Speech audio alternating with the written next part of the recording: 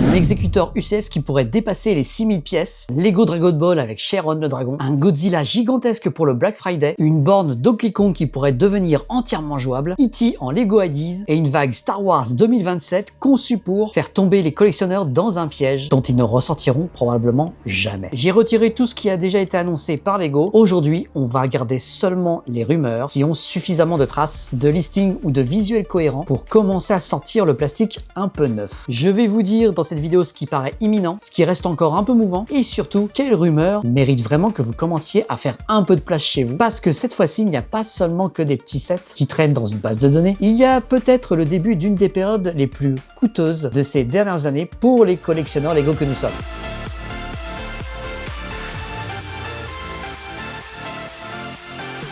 Alors, salut à tous, c'est MrBrick et après le succès des vidéos de janvier sur les rumeurs, il était temps que je refasse une petite vidéo pareille pour refaire un point sur les rumeurs, un peu à mi-parcours comme on dit, à mi-année, parce qu'il y a eu beaucoup de fuites, on va dire, qui ont circulé, notamment des visuels, et je me suis dit que là, il y a largement matière pour en refaire une vidéo. Alors, comment ça fonctionne? Pour ceux qui découvrent la chaîne, le but n'est pas de traiter le leak pour le leak, c'est pas intéressant. Là, je vais faire vraiment une analyse sur un peu les rumeurs et essayer un petit peu d'extrapoler et un petit peu fantasmer ensemble de à quoi pourrait ressembler tel set ou tel set selon les descriptions qu'on a. En revanche, il y a une petite règle dans cette vidéo et n'en soyez pas choqués, ceux qui me connaissent ont déjà l'habitude. Pour éviter, on va dire, les éventuels strikes de Lego ou autres, parce qu'on se parle quand même de fuite, donc c'est en général des trucs qui sont pas communiqués et Lego aime pas trop ça, je vais surtout utiliser des illustrations qui ont été faites par IA. C'est-à-dire que je ne vais pas m'amuser à prendre le risque de réutiliser les visuels qui ont fuité, même si sur certains sets, tous les visuels ont largement circulé, je pense notamment à E.T. ou à Botanicals, mais vous m'en excuserez. En revanche, pour ceux où on n'a que des descriptions, bah justement, ça va être le but de l'exercice d'imaginer à quoi pourrait ressembler en fonction des descriptions du nombre de sets. Et autre petit point, évidemment, il est possible que dans la liste que je vais évoquer, je la tourne une semaine avant qu'elle soit publiée à peu près, il y ait peut-être parmi 1, 2 ou 3 sets, c'est déjà arrivé, lequel j'évoque, qui a été officiellement annoncé par Lego, parce que justement, on va le voir, certaines rumeurs datent certains sets pour août. Donc, je suppute que dans les prochains jours et semaines en courant juillet, justement, Lego annonce au fur et à mesure ces sets-là. Si jamais je parle d'un set en mode rumeur à quoi il peut ressembler alors que ça a été annoncé juste un jour avant ou 2 jours avant, faites-moi plaisir, faites comme moi, faites comme si vous étiez pas au courant et que vous découvriez un petit peu la rumeur. Allez, sans plus attendre, on attaque tout de suite.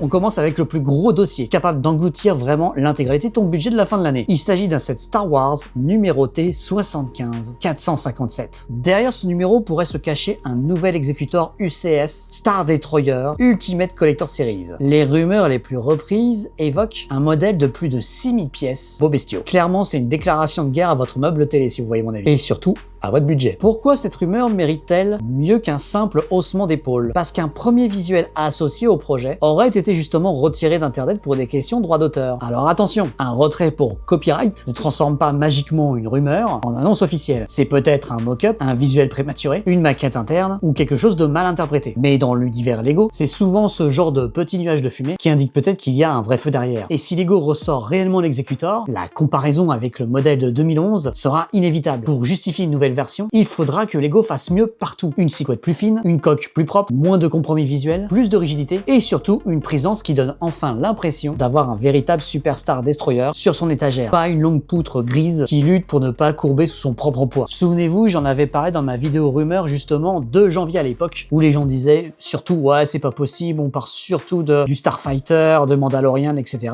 Ce qui est vrai, qui est sorti, mais la rumeur devient de plus en plus insistante et le visuel qui a fuité, qui a été retiré justement, le confirme. Alors mon verdict pour le moment il est très clair. Ça sert à rien de commencer à économiser 700 €, 800 €, déjà on sait pas combien il va coûter, mais il ne fait surtout pas non plus comme si cette rumeur n'existait pas. C'est le genre de projet qui peut passer très vite du fantasme au prochain mastodonte de la gamme officielle UCS. Et traditionnellement, bah c'est vrai que octobre-novembre a toujours été l'année où un énorme UCS Star Wars sortait. Et après la Death Star, bah je dis pas non à un Star Destroyer, je sais pas vous. Sauf que du coup le dossier le plus important de cette vidéo selon moi ne vient peut-être pas de Star Wars. Il pourrait peut-être venir d'une licence que Lego n'a jamais exploitée jusque-là. Le set numéro 11390 concentre aujourd'hui une quantité absurde d'attentes. Lego Dragon Ball. Oui, c'est officiel, enfin presque, avec un premier gros set consacré au dragon Shenron. Les informations qui circulent parlent d'un modèle 18+, prévu pour novembre 2026 environ, autour de 1760 pièces. Le prix reste encore instable jusque-là, ce qui est exactement le genre de détail qui nous rappelle qu'on est probablement face à un dossier qui est encore en mouvement. Mais stratégiquement, commencer par Shenron, ça a beaucoup de sens, je trouve. Déjà, c'est une créature culte de l'univers de Dragon Ball. C'est une silhouette immédiatement reconnaissable, et ça Lego aime bien. C'est un objet spectaculaire, c'est une sculpture verticale qui peut trôner dans une collection d'adultes sans avoir besoin de raconter toute une scène autour. Même quelqu'un qui n'a jamais regardé l'anime pourra comprendre tout de suite ce qu'il a devant les yeux. Mais Shenron n'est peut-être pas la vraie bombe ici. La vraie bombe, c'est ce qu'il pourrait annoncer. Lego teste-t-il simplement la licence avec un seul set pour le moment, très nostalgique, très premium et pour les adultes, un peu comme ce qu'ils ont fait pour Pokémon, ou Shenron est-il le cheval de Troie qui doit ouvrir la porte à une véritable gamme Dragon Ball derrière dès 2027. Une Kame House, une Capsule Corp, des affrontements avec Freezer, Cell, Majin Buu, Goku et Vegeta. Je ne vous vends rien de tout ça comme confirmé. À ce stade, ce sont juste des projections. Mais dans une licence de cette ampleur, il serait très surprenant que Lego signe pour qu'une seule boîte, puis referme immédiatement le portail. Pour moi, Shenron est le leak le plus explosif de cette vidéo, parce qu'il pourrait modifier durablement la manière dont Lego répartit ses grosses licences adultes. Et là, le danger ne concerne plus un set. Il concerne l'espace que Dragon Ball va prendre dans nos collections dans les années à venir. Pendant que Dragon Ball pourrait préparer son entrée, Lego garde encore sous verrou plusieurs dossiers très lourds pour cet automne. Le secret a déjà commencé à un petit peu craquer. Chez Marvel, on a la référence 76-345 qu'on pourrait enfin donner à Doctor Doom, le grand méchant du futur film Avengers Doomsday. Les rumeurs parlent d'un buste d'environ 379 pièces pour septembre 2026. Et pour une fois, le choix a du sens. Doom possède une silhouette immédiatement reconnaissable, un masque qui fonctionne très bien en display, et surtout, une aura, un charisme qui dépasse largement le simple statut de méchant Marvel, parmi tant d'autres. Avec la prochaine période d'arrivée d'Avengers chez Lego, son arrivée ressemble à un mouvement très calculé. Moi qui suis pas fan des bustes, je pense que là je vais craquer. Et puis il y a la référence 76-352, souvent désignée dans les rumeurs comme la Avengers Tower. Le numéro circule dans plusieurs listings, donc il existe. Mais son nom final, son échelle et son positionnement restent encore super flous. Certaines informations lui attribuent environ 954 pièces et une sortie pour octobre. Cela pourrait être du coup, vu le nombre de pièces, une tour assez compacte, un décor de bataille, un set un peu plus large autour des Avengers, ou quelque chose de très différent que ce que les fans imaginent pour le moment. C'est précisément ce qui rend cette rumeur très intéressante. Le set existe probablement, mais on sait pas encore ce qui va être vraiment. Personnellement, je pense qu'il va être associé à une scène un petit peu iconique du film. C'est pour ça que ça reste très très fou à ce stade. Ben oui, l'enjeu est double. Il faut pas que les sets Lego leak comme en temps normal, mais il faut surtout pas que les Lego soient l'origine de fuites probables sur l'histoire d'Avengers Doomsday. Mais l'automne pourrait cacher aussi un quatrième dossier, et beaucoup plus surprenant, ma licence de cœur, Star Trek. Après l'Enterprise D, déjà sorti fin d'année dernière, que vous pouvez retrouver d'ailleurs sur ma chaîne avec mon test, n'hésitez pas à y aller, c'est vraiment une déclaration d'amour que j'ai faite pour ce set. La rumeur parle de cette fois d'un set Lego Icons, numéro 11385, consacré à la passerelle de l'Enterprise de la série originale. Et là, le projet devient tout de suite très intéressant que la simple idée d'un décor de vaisseau. Les informations évoquent environ 1701 pièces, un prix entre 200 et 240 $, et surtout 8 minifigurines. Kirk, Spork, Christine Chapel, Sulu, McCoy, Chekhov, Uhura et Scotty. Sur A7 aussi centré sur un intérieur, ce casting change tout. Parce que sans ces personnages, on pourrait se retrouver avec un décor de pont magnifique, mais très cher. Avec eux, Lego peut créer une véritable capsule collector consacrée à l'équipage de la série originale. Et ce qui rend cette rumeur assez crédible, c'est qu'on a déjà des visuels des figurines qui ont déjà circulé. Des torses et une pièce de cheveux assez spécifique. C'est pas encore une boîte complète, c'est pas encore un vrai reveal, mais on commence à voir les contours d'un vrai produit qui se dessine derrière le brouillard. Et là, forcément, ceux qui ont été très déçus de voir la représentation du vaisseau de l'Enterprise D Génération Picard au lieu de la version classique avec Kirk vont être contents d'avoir au moins la passerelle légendaire. Moi, c'est plutôt l'inverse. J'aurais préféré avoir la passerelle légendaire justement de l'Enterprise D avec Picard et les autres pour être justement dans la continuité. Et si les super-héros, les vaisseaux et les ponts spatiaux commencent à vous saturer un petit peu, le prochain chapitre va vous faire un détour par l'arcade, les années 80, les monstres. On commence avec la rumeur de l'un des sets Nintendo qui pourrait devenir l'un des plus désirables depuis bien longtemps. La borne d'arcade Donkey Kong 72051. Les rumeurs parlent d'un modèle 18+, 1367 pièces et qui serait vendu autour de 170 €. Et le concept semble aller beaucoup plus loin qu'un simple décor rétro à poser sur ton étagère. L'idée ici serait de recréer justement le jeu avec des tonneaux roulants activés par un levier, tandis qu'un mécanisme permettrait de faire bouger Jumpman à travers la structure. Si cela fonctionne réellement comme décrit, Lego transformerait un morceau entier de l'histoire du jeu vidéo en machine à construire. Et c'est exactement le type de set qui peut devenir culte très vite, parce qu'il va parler autant aux joueurs de l'époque de Donkey Kong qu'aux adultes qui ont grandi avec les salles d'arcade. Au final, est-ce que le flipper sorti tout récemment en juillet autour de l'espace ne serait pas un bêta-test? Autre retour venu des années 80, le set Lego Ideas E.T. 21 370. Les informations sont beaucoup plus cohérentes et concrètes ici. 1226 pièces, une sortie visée pour début août et un prix qui semble se situer autour des 130 € ou dollars selon les sources, on sait pas trop encore. Le visuel qui circule montre une grande statue de E.T. avec son doigt lumineux et une présence très assumée de pièces display. Bon là, je vous la fais pas à l'envers, le potentiel émotionnel ici, il est juste énorme. E.T., c'est pas juste un film, c'est une image, une musique, une nostalgie très particulière. Mais l'enjeu, il va être aussi très concret. Lego va-t-il arriver à rendre cette créature aussi touchante et élégante en briques qu'elle l'était dans les films? Ou est-ce qu'on va se retrouver avec un personnage un peu trop étrange à regarder tous les soirs sur son meuble? Parce qu'au final,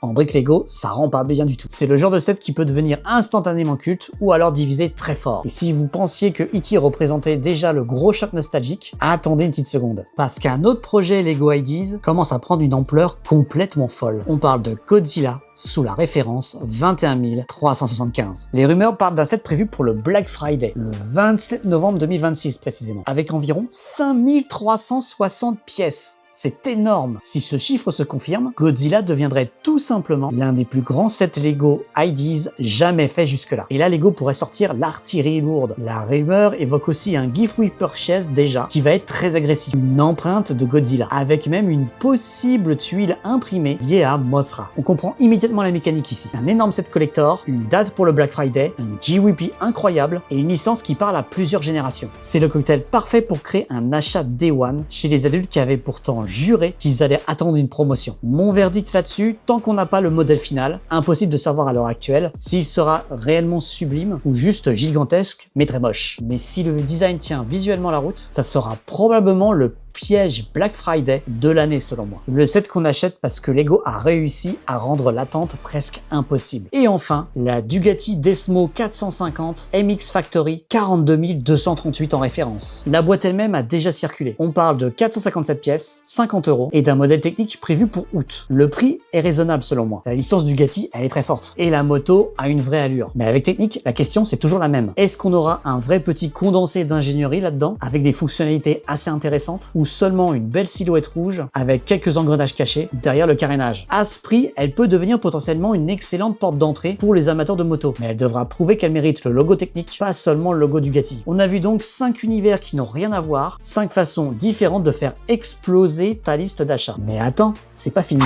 Parce qu'il y a encore une zone étrange dans le calendrier Lego. Les projets qui ressemblent ni à des vaisseaux, ni à des châteaux, ni à des grosses licences habituelles. Des objets qui parlent directement à la nostalgie, à la musique, au sport, au gaming et à la pop culture. Bienvenue dans le rayon le plus expérimental de cette vidéo. Et dans ce même rayon d'objets qui parlent aux adultes, un peu nostalgiques, une rumeur beaucoup plus lourde commence à monter. La PlayStation 1 en Lego. Le numéro de set n'est pas encore suffisamment verrouillé. Les détails qui circulent parlent d'un modèle pour fin 2026, autour de 1900 pièces à peu près, et qui serait vendu autour de 160 $, avec au minimum la console originale et une manette. Et là, tout dépendra de la générosité du concept. Si Lego se contente d'une coque grise à poser sur une étagère, l'effet waouh risque de s'évaporer assez vite. En revanche, s'ils reprennent la logique de l'Atari par exemple, avec des références de jeu, une trappe qui s'ouvre, une carte mémoire par exemple, des petits clins d'œil à l'ère 32 bits, ou même quelques scènes miniatures, cela peut devenir un immense carton collector. Bon, là ici, restons prudents tout de même. La rumeur elle est pas si verrouillée selon moi, mais on va surveiller ça de très près. Parce que la PS1 touche justement une génération entière de personnes, là où ça fait mal. À l'autre extrême de la galaxie pop, on a un set sous la référence 43024, qui pourrait rendre hommage à Ayrton Senna, avec un casque de Formule 1. Les visuels qui circulent évoquent un set autour de 921 pièces, pour un prix qui sera proposé autour des 90 €, avec une mini-figurine exclusive de Senna. Ce dernier détail demande aussi confirmation, donc attention. Mais l'idée du set, elle, est redoutablement efficace, je trouve. Un casque immédiatement reconnaissable, une légende absolue de la Formule 1, un objet de collection plus compact qu'une voiture entière comme ils l'ont fait avec Schumacher, et une pièce qui peut parler aussi bien aux fans de sport automobile qu'aux collectionneurs adultes qui n'achètent généralement pas de technique. Mais attention au piège classique, un casque historique vit de ses détails graphiques. Si Lego les imprime correctement, le résultat peut être superbe. Si tout repose sur une planche de stickers en revanche, cela risque de devenir beaucoup moins séduisant, surtout vu le prix. C'est pour ça que ce chapitre mérite d'être suivi de très près. La PlayStation joue le nostalgic gaming et Sena vise l'hommage premium. C'est pas les rumeurs les plus sûres de la vidéo, mais ce sont peut-être les annonces qui peuvent créer la plus grosse conversation en dehors des rails Lego habituels. Et là, bon dans le futur, en janvier 2027 précisément. Et avant même de repartir dans la galaxie Star Wars, on va parler d'une autre licence, le Seigneur des Anneaux. Le set 11395 pourrait être un set pour le 1er janvier et serait potentiellement un Oliphant de 2017 pièces. Les rumeurs parlent d'un grand Oliphant construit accompagné de plusieurs mini-figurines qui sont encore inconnues. Et ce qui rend justement cette rumeur particulièrement intéressante, c'est qu'elle sort complètement de la logique habituelle, je trouve. Jusqu'ici, Lego sur le Seigneur des Anneaux a surtout construit des lieux. Faucombe, Barad-dûr, la Comté, Minas Tirith tout récemment. Là, on quitterait les murs et les bâtiments pour passer à une créature de guerre gigantesque. Et alors évidemment, il va falloir attendre le visuel final. Mais sur le papier, le potentiel est énorme. Une grande créature, une plateforme sur le dos, des soldats Aradim, peut-être enfin des Rohirrim et une scène qui permettrait de recréer une partie de la bataille de Pelennor. Partir sur ce postulat-là, ce set pourrait potentiellement devenir une pièce de collection très différente des grandes architectures habituelles. Pas forcément plus facile à exposer, mais beaucoup plus vivante. Du coup, pour moi, cet Oliphant peut devenir une véritable évidence. Mais tant qu'on n'a pas vu la bête, sans mauvais jeu de mots, son échelle et ses mini-figurines, je reste dans la surveillance renforcée. Maintenant, direction Star Wars, parce que janvier 2027 pourrait cacher une énorme vague autour de cette licence, avec un X-Wing Microfighter, le chasseur Jedi Anakin et un Battle Pack sur Andorre. Sur le papier, ce sont des sets qui permettent d'entrer dans la vague, sans faire exploser tout ton budget. Mais comme toujours avec Star Wars, tout dépendra des mini-figurines. Une figurine exclusive bien choisie peut transformer un petit set de janvier en cible prioritaire pour toute une communauté. Vous savez de quoi je parle. Ensuite viennent les gros dossiers. On parle de Darth Vader A, 75-466 en référence. Le duel sous Mustafar, 75-470. Un Y-Wing, 75-478. Le duel sur Bespin, 75-480. Et une grande figurine du pilote de Luke, 75-482. Pris séparément, ces projets peuvent sembler assez classiques pour du Lego Star Wars. On se parle d'un diorama, d'un vaisseau, d'un portrait en Lego Art, une grande figurine. Mais lorsqu'on regarde un petit peu le fil rouge, tout devient beaucoup plus clair. Les fuites partent d'une célébration autour des 50 ans de Star Wars, avec des mini-figurines inspirées des concept art de Ralph McQuarrie. Un Han Solo conceptuel serait évoqué dans Mustafar, un Dark Vador dans son design primitif pourrait se cacher du côté de Bespin, et si cette idée se confirme bien, Lego proposera une collection anniversaire avec une identité visuelle totalement différente et inédite. Et c'est là que le danger pour les complétistes de Star Wars va vraiment commencer. Parce qu'il va falloir acheter tous les sets Star Wars, mais parce qu'une même idée collector répartie en plusieurs boîtes devient très difficile à suivre si on en a que la moitié. Vous commencez avec une mini-figurine conceptuelle, puis vous découvrez qu'il en existe une deuxième dans un set que vous n'aurez jamais regardé auparavant. Puis une troisième arrive dans une autre vague, et d'un coup, vous vous retrouvez propriétaire d'une collection parallèle dont vous n'avez jamais prévu l'existence. Je pense que cette vague, elle sera pas forcément la plus spectaculaire, dit comme ça, en tout cas pour le grand public, mais elle pourrait devenir une des plus redoutables pour les collectionneurs Star Wars, déjà installés. Pendant que Star Wars mise sur la nostalgie assez premium, Marvel semble vouloir explorer un terrain un peu plus étrange, un peu plus display et très fanservice. On a trois références qui ressortent immédiatement du lot. D'abord le 67005, Strange Supreme Sanctum, avec environ 814 pièces, selon les premières informations. Le nom évoque immédiatement la version sombre du Doctor Strange, vu dans la série What If. Sur le papier, c'est le type de décor qui peut enfin donner à Lego Marvel une ambiance un peu plus mystérieuse, plus adulte et moins dépendante des véhicules de super-héros. Et si les figurines évoquées se confirment, avec des versions zombies de Thor, Iron Man, Wanda, Namor, Spider-Man et Strange Supreme, on pourrait avoir l'un des sets Marvel les plus atypiques de cette année. Alors, mon cœur de fan un peu parano ne peut pas s'empêcher de penser que pourquoi ce timing précis juste après la sortie d'Avengers Doomsday? Est-ce que ça suppute potentiellement qu'il y aurait une référence aux zombies Marvel dans Avengers Doomsday? Difficile à dire à ce moment-là. Le plus réaliste quand même fait penser que c'est un set qui rend hommage justement à la série plus de What If que à Avengers Doomsday, mais qui sait. Ensuite, Ensuite, il y a le set 67006, Marvel Skyline. Les rumeurs parlent d'un set d'environ 1261 pièces, qui condenserait certains lieux emblématiques de l'univers Marvel. Le Daily Bugle, la Tour Obscure, Avengers Tower, le Baxter Building, le Sanctum Sanctorum, la Fisk Tower, la X-Mansion et peut-être même la Roxxon Tower. Avec en bonus des véhicules ou des vaisseaux miniatures comme le Quinjet, le X-Jet et le Fantastic Car. Si le concept est bien celui-là, LEGO pourrait tenir ici une véritable petite pièce d'exposition pour les adultes qui veulent du Marvel sans aligner 15 figurines sur un socle. Personnellement, j'attends le design, mais je suis assez friand de ce genre de set. Enfin, il y a Jeff the Land Shark 67023, un requin terrestre mutant en briques. C'est complètement absurde, c'est très Marvel et probablement le genre de petit ovni qui peut devenir instantanément achetable. Autour de lui, la vague serait complétée aussi par Spider-Man contre Demogoblin, Scarlet Spider-Mech, Thor contre Dotong Doom Mech, là je suis sûr, c'est issu d'une scène du film,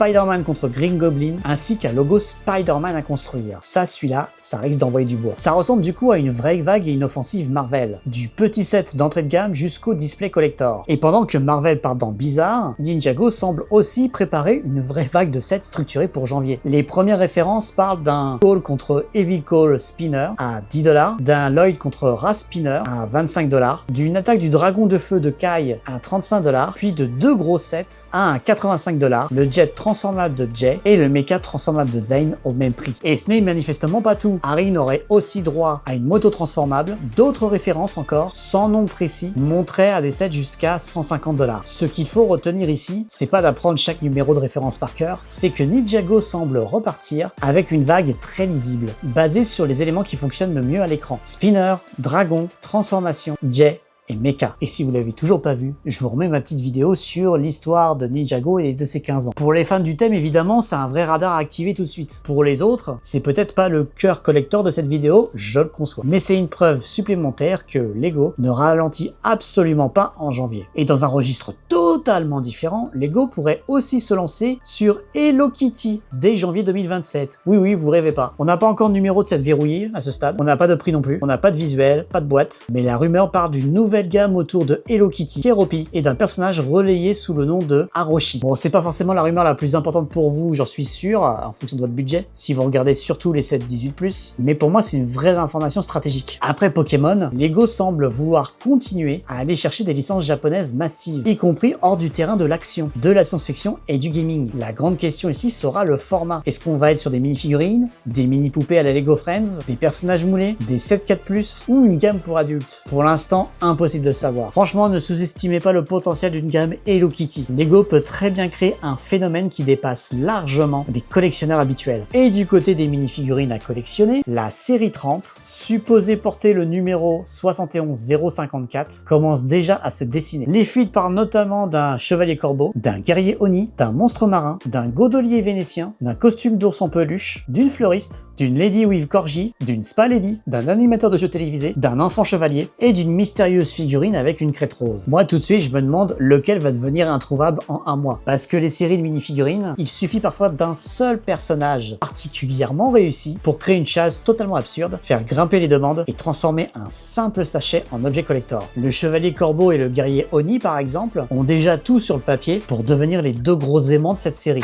Bon là on va se dire les choses franchement comme d'habitude. Entre la menace d'un exécuteur UCS Star Wars qui serait massif, l'arrivée potentielle de Shenron côté Dragon Ball, Godzilla, Donkey Kong, une PlayStation, un Oliphant et cette vague de Star Wars en 2027, on voit peut-être déjà se dessiner l'une des périodes les plus coûteuses et les plus imprévisibles pour les collectionneurs LEGO depuis fort longtemps. J'adore en tout cas quand LEGO, même si ça nous parle pas en direct, essaye de nous surprendre avec des sets un peu venus de nulle part. Forcément, parce qu'on n'a qu'une bribe, en tout cas des sets qui arrivent, donne vraiment de l'espoir pour le reste des sets qui sortiraient entre août et décembre. Maintenant, dites-moi en commentaire, quelle rumeur vous semble le plus crédible pour commencer à mettre votre argent de côté et lequel vous pensez être vraiment une énorme intox encore à ce stade. Moi, je veux vraiment savoir ce qui vous fait le plus peur. L'exécuteur UCS d'un côté, Shenron de l'autre, Godzilla, la PlayStation ou alors cette vague de Star Wars Collector en 2027. C'était Mr Brick. Encore une fois, un grand merci pour votre soutien. N'hésitez pas à vous abonner, activer la cloche pour ne pas rater les prochaines vidéos et de laisser un petit commentaire bien sûr et le petit boost sur la vidéo YouTube à travers l'application smartphone, c'est hyper utile. Protégez votre budget, construisez bien et à très vite. Ciao!